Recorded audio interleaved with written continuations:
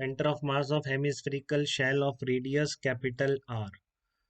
वो शेल है तो मतलब यहीं पर मास है, केवल सरफेस पर है, स्फीयर के सरफेस के ऊपर मास। इसका टोटल मास अगर आप मान लो, इसका टोटल मास अगर मैं कैपिटल एम बोल दूं, तो सरफेस मास डेंसिटी क्या हो जाएगी, या mass of unit surface area, mass of unit surface area कितना बन जाएगा इसका, क्योंकि एरिया पर मास डिस्ट्रीब्यूटेड है, ये सॉलिड नहीं है बेटा, हॉलो है, अंदर कुछ मास नहीं है, पूरा बाहर के एरिया पे ही है। तो सबको लिखना आता है कि इसका सरफेस एरिया कितना होता है, 2 पाई आर स्क्वायर हो जाए, capital M upon 2 pi are square, ये सिग्मा है। ठीक है, तो अब आपको निकालना है, तो इसमें क्या एलिमेंट मानेगी जिसका सेंटर ऑफ मास पहले से पता हो, तो सभी ये स्टैंडर्ड है बेटा, ऐसा हेमिस्फेरिकल शेल है तो इसके अंदर आप क्या मानेंगे, आप रिंग ही मानते हैं, मोमेंट ऑफ इनर्शिया निकालने में भी यही करेंगे, रिंग ही मानेंगे इस तरह की। ठीक है, ये आपने एक रिंग मान ली, इस तरह की बहुत सारी रिंग्स इसके मिलकर बना हुआ है। ठीक है ना, एक इस तरह की रिंग ये आ गई है आपकी, बिल्कुल सेंटर कहाँ पर होगा, रिंग का सेंटर यहाँ पर होगा, इस सरफेस पर ऐसी बहुत सारी रिंग से मिलकर बना हुआ मान सकते हैं। अगर आपने इस रिंग की थिकनेस कितनी ली, देखो रिंग कैसे मानते हैं, हमेशा ऐसे मानते हैं, रिंग ऐसे हाइट पे नहीं मानते बेटा, एक्स और डी एक्स नहीं मानते नहीं।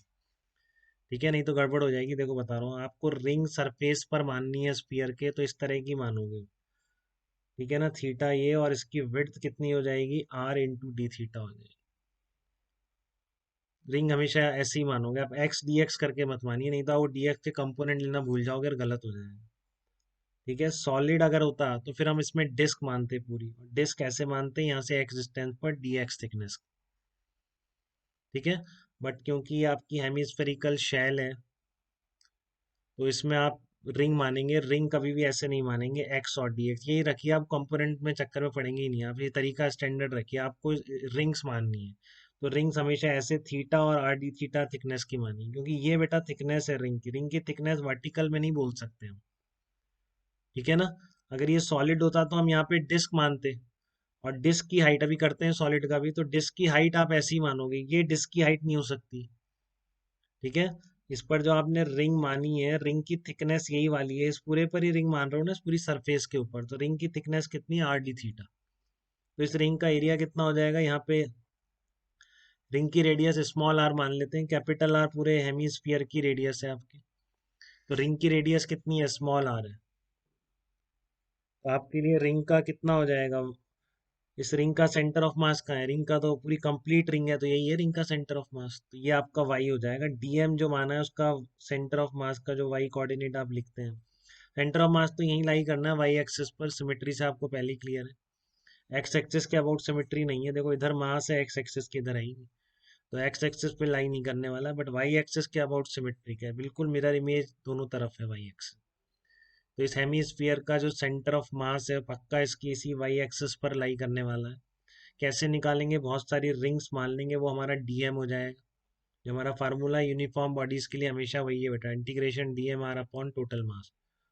यहाँ पर जो डीएम मान रहा हूँ मैंने, रिंग्स मान ली है, तो इस डीएम लिखे रिंग का एरिया क्या लिखोगे, sigma into area of this ring, तो इसकी लेंथ 2 पाई आर है, विड्थ आर डी थीटा है, तो इसका एरिया कितना हो जाएगा, ये जो पूरा एरिया आ रहा है शेडेड वाला चारों तरफ, ये पूरा एरिया हो जाएगा सिग्मा इंटू, ये तो हो गया यूनिट एरिया का मास, ये एरिया हो गया डी ए हो गया 2 pi r into are d theta.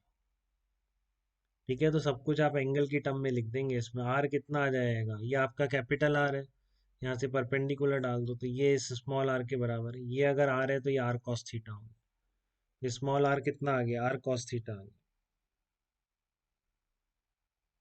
ठीक है, तो डीएम की वैल्यू पूरी कंप्लीट लिख दो, आर भी लिख सकते हो, तो इसकी वैल्यू आर कॉस थीटा रख दो, डीएम की आ जाएगी अपने पास, और सिग्मा भी उठा के रख दो, सिग्मा आपने निकाल ही रखा है, M upon 2 pi are square, दोनों रख दो यहाँ पे, डीएम की वैल्यू निकाल लेते हैं। सिग्मा कितना आ गया इसके लिए, सिग्मा आ गया इसका M upon 2 pi are square into 2 pi, small R की जगह मैंने रख दिया R cos theta into are d theta, ये आर स्क्वायर तो कट गया यहाँ से, 2 पाई भी कट गया, ये कितना आ जाएगा, 2 पाई आर स्क्वायर पूरा ही कट गया, M cos theta d theta आ गया बस। देख लो सही रखा है ना, 2 पाई r d थीटा इधर है, 2 पाई r cos थीटा इधर, सिग्मा की जगह m/2 पाई r स्क्वायर। तो कितना आ गया, m × cos थीटा आ गया। ठीक है, और y आपको पता ही है, y कितना है आपका, ये वाला y जो है इधर से ही आ रहा है, तो r sin थीटा आ रहा है, small y equals to capital R into sine theta. अब आपका कोई रोक नहीं सकता आपको वाई सेंटर ऑफ मास निकालने से, इतनी मेहनत आपने कर ली है। तो dm//m, dm क्या थी, रिंग थी, और उसका y कोऑर्डिनेट ये रहा।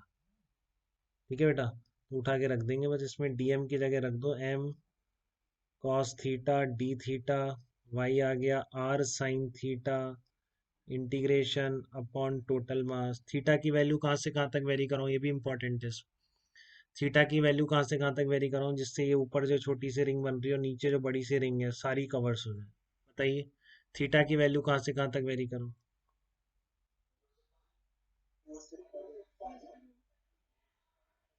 0 से π/2 ही ध्यान रखना बेटा, पाई में रिपीट हो जाएंगे एलिमेंट, क्योंकि पाई 0 से π/2 तक ही देख लो आप, बताओ कौन सी रिंग बच गई, सारी तो कवर होगी। ठीक है ना। तो थीटा की वैल्यू कहाँ से कहाँ तक वेरी करानी है, 0 से लेकर π/2 तक, तो अपने आप ये जो सारी रिंग्स हैं आपकी कवर हो जाएंगी। तो लिख दीजिए आप यहाँ पे, लिमिट रख दीजिए इसकी, थीटा की वैल्यू 0 से लेकर π/2 तक वेरी कराने पर सारी रिंग कवर्स हो गई। तो ये कट गया आपका। अब इंटीग्रेशन करना है तो 1/2 से कर दो, अब इसका r/2 नीचे कर दो, 2 से ऊपर मल्टीप्लाई कर दो। तो 2 sin थीटा cos थीटा आप सबको आता है, कितना बन जाएगा, sin 2 थीटा। यही होता है फार्मूला, sin 2 थीटा का 2 sin थीटा cos थीटा। तो इसको कर दीजिए आप r/2, और sin 2 थीटा की जगह आ गया -1/2 cos 2 थीटा। ये ध्यान रखना, साइन ax+b है तो 1/a नीचे आ गया। अब तो आपको आता है इंटीग्रेशन इतना, upper limit minus lower limit, ये 2 बन जाएगा बेटा, upper limit minus lower limit से 2 बन जाएगा, इस 2 से कैंसिल आउट हो जाएगा। ठीक है, बट ये माइनस क्यों नहीं गया मेरा, यहाँ से चला जाएगा, ये -2 बनेगा, ये cos पाई माइनस, तो ये माइनस भी हट जाएगा। तो ये वाई सेंटर ऑफ मास कितना आ रहा है, r/2 डिस्टेंस पे आ रहा है। ठीक है, तो इस तरह के हेमी स्फीयर का बेटा, मोमेंट ऑफ इनर्शिया में मैं नहीं कराऊंगा, वहाँ पे आपको ध्यान से करना होगा अपने आप। ठीक है ना, ऐसे ही करना है कि हेमी स्फीयर का या सॉलिड स्फीयर का निकालना है, रिंग्स माननी है, रिंग का लिखना है, और सबको इंटीग्रेट कर देना है बस।